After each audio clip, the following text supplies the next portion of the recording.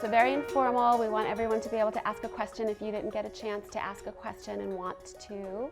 And I wanted to start the conversation more on drilling down. So what are the good apps, and not only what are they, but how could we help ourselves find them? So are we looking, what can we look for? Sure. I mean, there's a good deal of information that's available from peers on the web. Moms with Apps would be a good example of one site. And then there are more systematic review sites. The best well-known one is the Common Sense Media site for parents. There's a very systematic rating system, and then for educators as well. Something new has been supported called Graphite. So these third-party rating systems, Children's Technology Review would be another example, are really helpful in curating and discovering when you're very, very busy and you're facing the digital Wild West is what we like to call it. And then there are also peer sites, which are really, folks who are just like you, who will tell you the lowdown on what it is that you should do with your kids.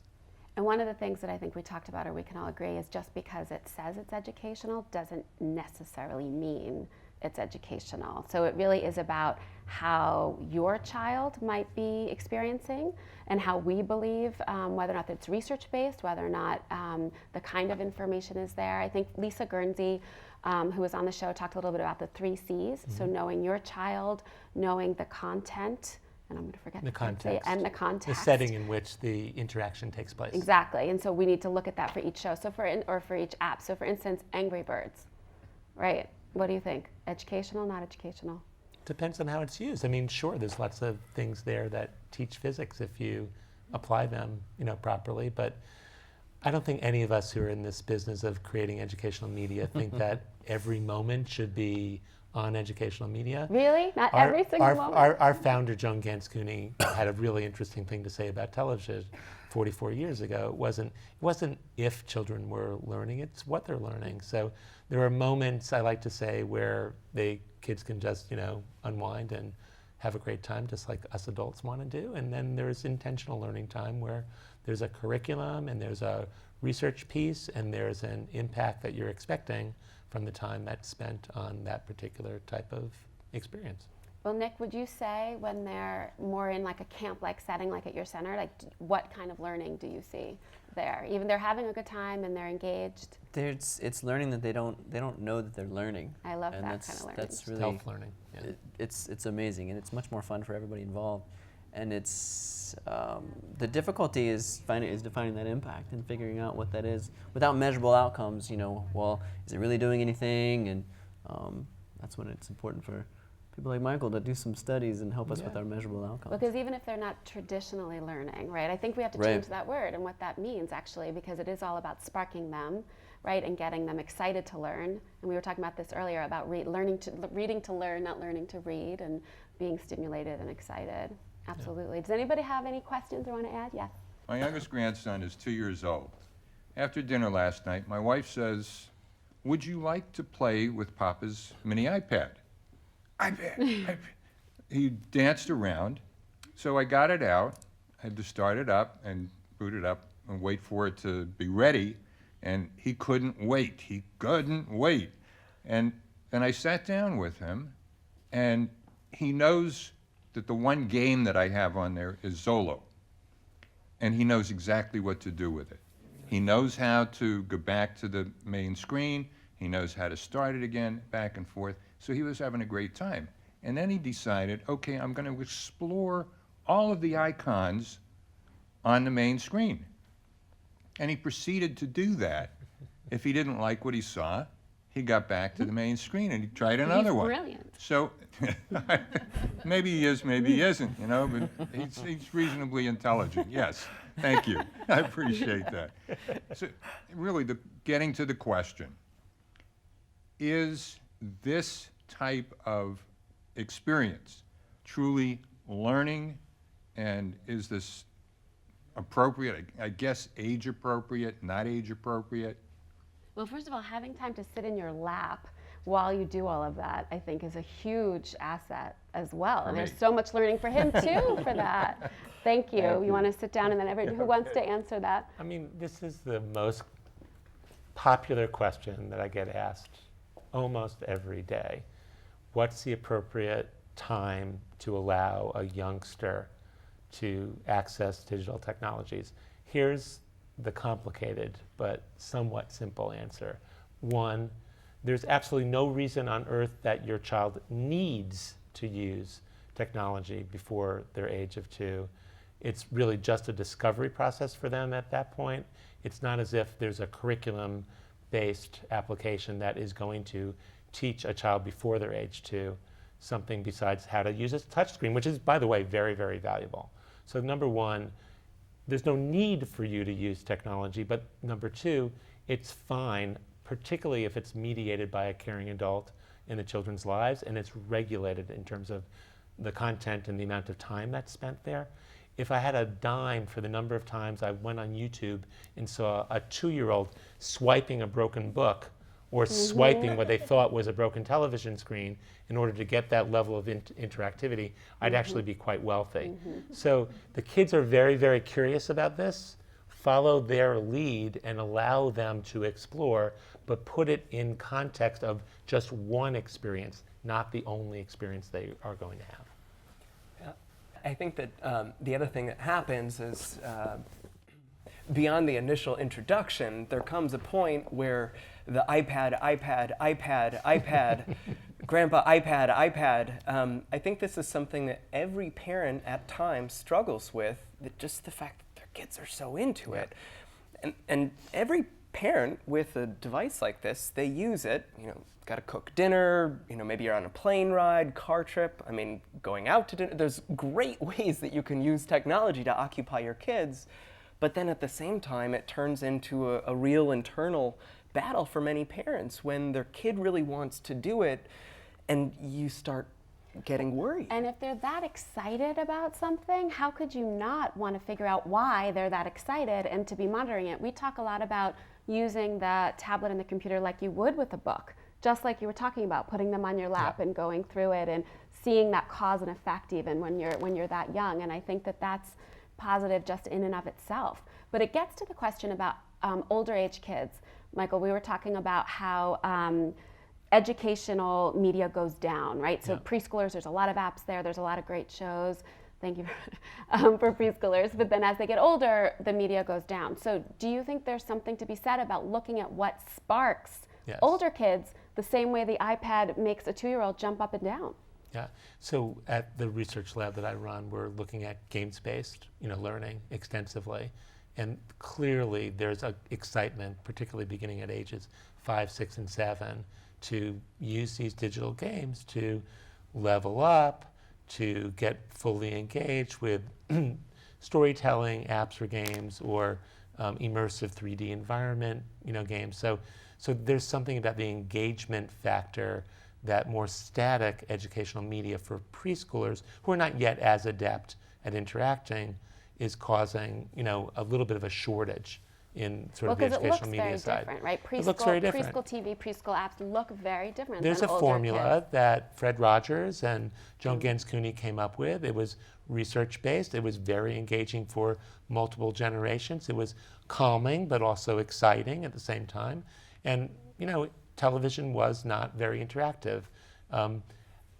Blue's Clues and other innovations made the TV screen much more interactive. And what I think we're seeing is younger and younger children, particularly with the touch screen sort of breakthrough of 10 years ago, are looking for more and more interaction. They're looking to get sparked. They're looking to participate at younger and younger ages. So if we can norm what's going on with that 2-year-old so that it's within the content and the context guidance that you gave before, then you're going to spark a pathway towards more productive work in youth organizations and more productive work in elementary schools. So Nick, what's an example of an app or a game that gets middle school kids jumping up and down? Probably Rock Band. And Do you know Rock Band? Does anybody know Rock Band? I just got introduced to Rock Band by people on my team, my staff. Will you explain it a little? So it's generally a digital connection between an actual instrument and the game, which is pretty neat because you can go all the way from pressing buttons in a syncopated fashion Two, they have these pro guitars with like a million different configurations and they feel like an actual guitar.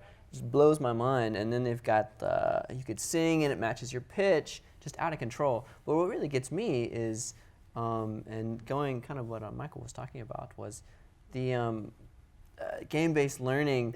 I spent way too much time in my youth playing local area network games as a part of a team of people plugged into their individual computers but working towards a common Which objective. game? Like what? What was it called? Oh my goodness, they're usually like StarCraft, Okay. Dawn of War, those games where it's bird's eye strategy. So you're thinking logically. I have to create this many units, and I need to satisfy this many requirements before I can build this type of unit.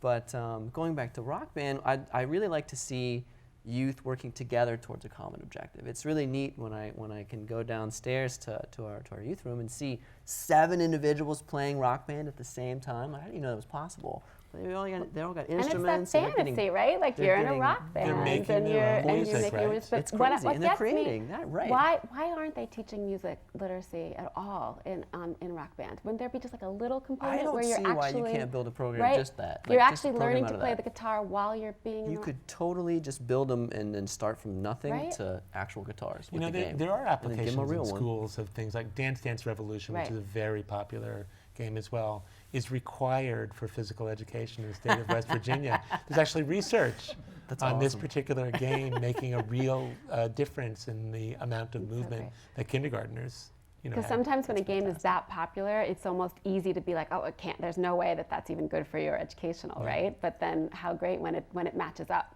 We love that. Does anybody else have a question? Yes. Actually, it's more of a comment because I think of the 21st century learning, creativity, collaboration, communication.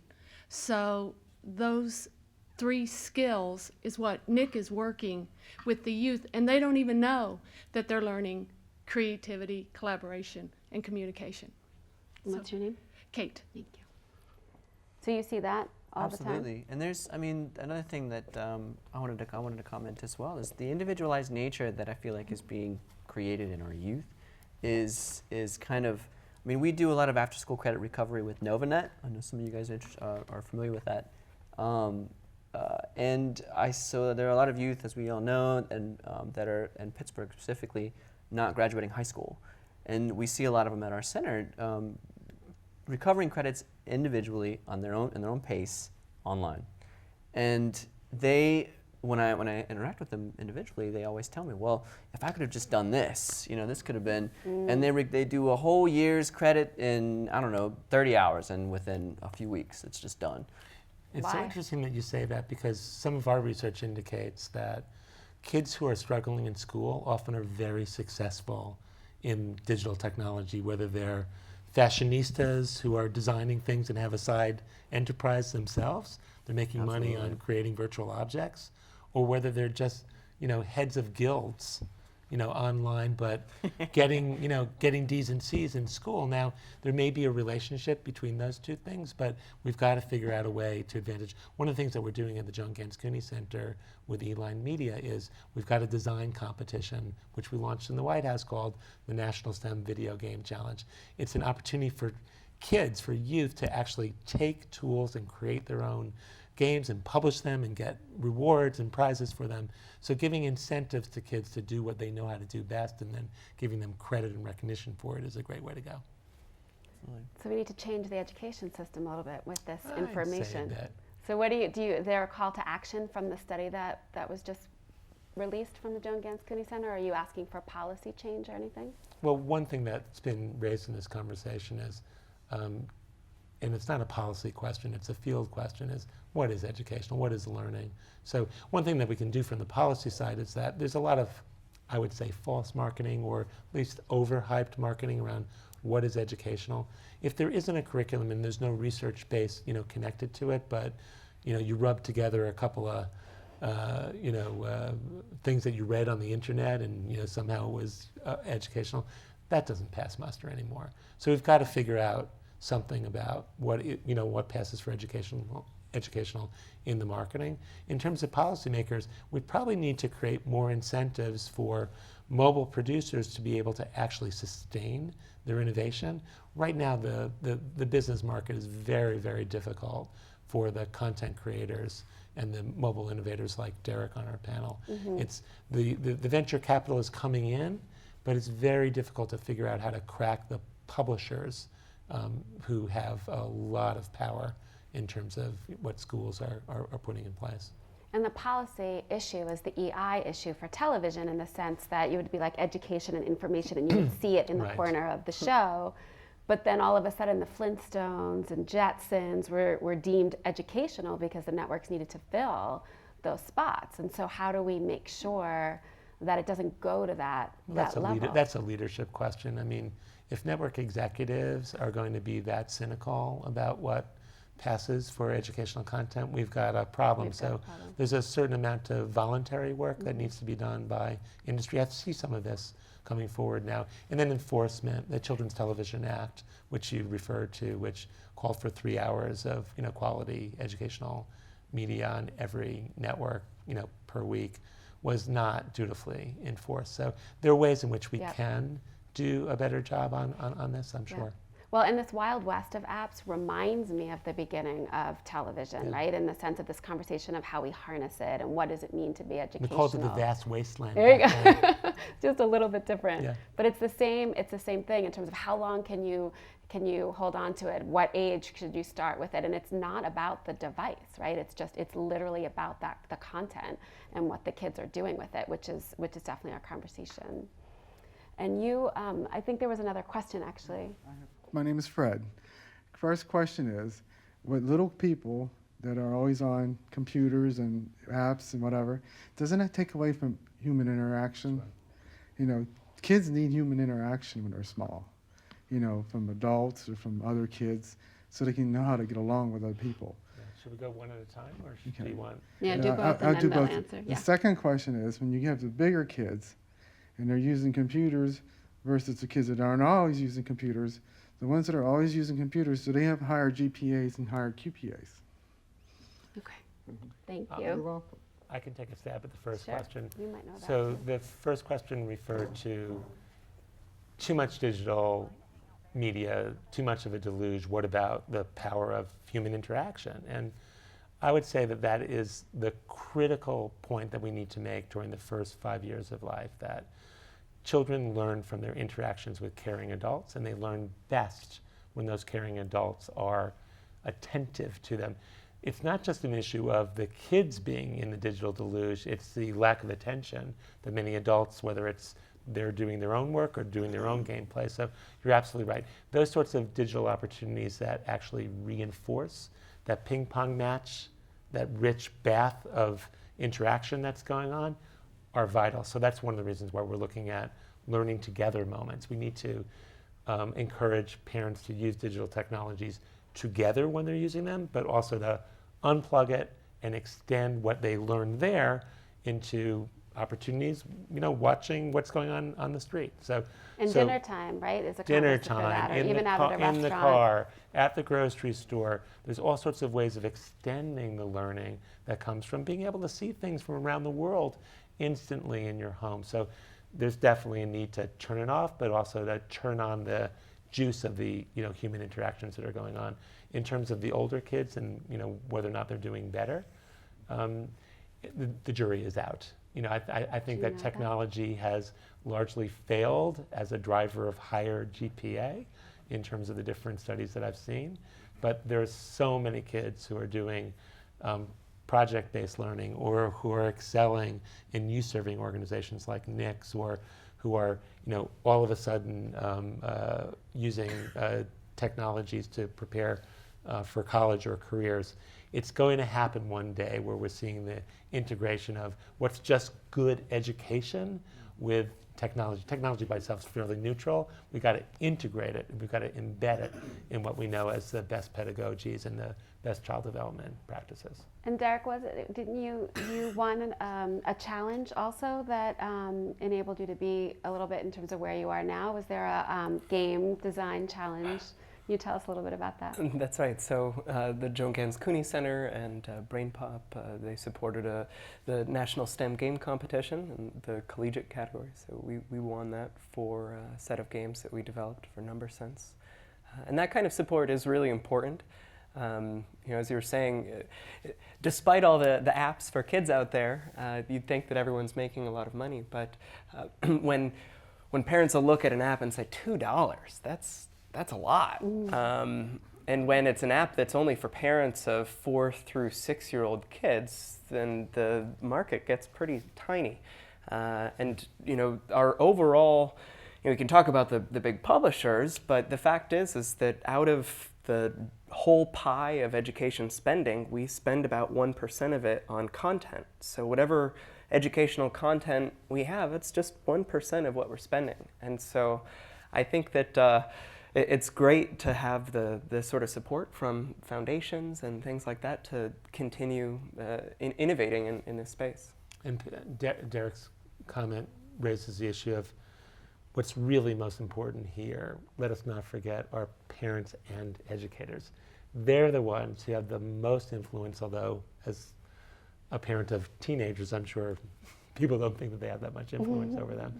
But they're the ones who have the most influence, and they're the ones that we need to be working with, whether it's through getting them more information or resources or professional development in order to, as I suggested earlier, integrate the best stuff into tested and proven approaches to helping children learn. Well, that modeling, parents being the key, that's been the running theme through every show that we've ever done. And we need to hear it, I think, over and over and over again, because it's important. Parents matter. Would you like to share some final thoughts? I think one thing I've been thinking a lot about recently is social emotional skills. This is partially, I think, a responsibility for what you displace with technology.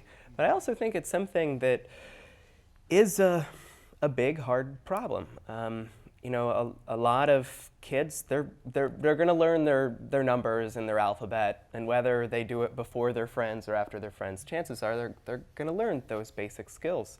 But there's other things that are harder to learn, and I think that there's a project that I've been working on in a collaboration with some child psychologists where we've been looking at games to assess kids' ability to sustain attention. And so it's a fun game. You have to not be distracted by all these different things. And we found that it was successful at identifying kids who had some other behavioral issues in the classroom. So, when kids hear something and they get off task and it's hard for them to get back on task, that was one of the things that this assessment was able to pick up. And so some of the broader set of cognitive skills, social emotional skills, I think we're just scratching the surface of what might be possible with apps today. Great. I think it's definitely important to have the interaction of those adult figures, those mentors around them. Because I know that I'm sure everybody seems to be talking about the same thing. Like one of the general things is that everybody's scared about how much time their kids are spending on these devices, and it's so easy to be like those teachers that the kids would tell me about in the beginning. And like some of us parents, and I'll admit, every now and then, I've got a 4-year-old and an 18-month-old, and it's easy to give them a tablet or some kind of digital device. Like, all right, I just need an hour. I just need some time. Write this email. I got it. Right. It's always we're in a productivity-based society, right? But it's really important, and I know I try very, very hard to sit down. If we watch Super Y together, or if we're gonna play a physics game on the tablet, we're gonna do it together, and we're gonna. So all right, don't get frustrated. All right, take a minute. All right, take a break. Okay, let's do something physical. And then the other thing I wanted to comment on is I personally like to. I do fear the socialized, like the lack of. We see like teenagers. This really gets me when they get to their friend's house. My little brother's friends would do that, and they'll text. Instead of knocking on the door, they will text and they'll say, "I'm here." Yeah. I can't, for me, I'm a gamer, I love technology, but that just, I don't know, man, you're not gonna survive at all if you do something like good luck in an interview, good luck getting an interview for one, getting a job. So, I think that's really important. And, I wonder how much interaction these youth had. Maybe they would benefit more. And we promote so much dramatic play as much as possible at the preschool level on a show like Daniel in terms of showing what that is all about, because that's one of the things that's going down, right, is the kids are playing more with technology and they're doing less of the role playing. Michael, any last I want thoughts? to just close with some Muppet logic from my friends at Sesame Street, some Muppet wisdom, perhaps. Joan Gans Cooney, when she initiated Sesame Street almost 45 years ago, came up with a formula for educational media that was fun, engaging, and educational. And I think today's parents and educators need to remember that it doesn't need to be a spinach sundae if it's educational. It really can be something that the Muppets help to bring to us. It can be something that's zippy and zany and fun and it's stealthy. And if folks would just sort of relax a little bit about jamming so much education into every experience, not that we don't need plenty of it. You know, look at our comparisons internationally. We're not doing so well educationally. But I think there's a way to overthink it and overanalyze it. And if we can recapture some of the magic of Fred Rogers and Joan Gans Cooney among the new generation of game developers and youth organization leaders that we have on the panel today, we'll be in much better shape. So my final word is, we know how to do this. Let's relax and get it done. That's awesome. Thank you. Thank you very much.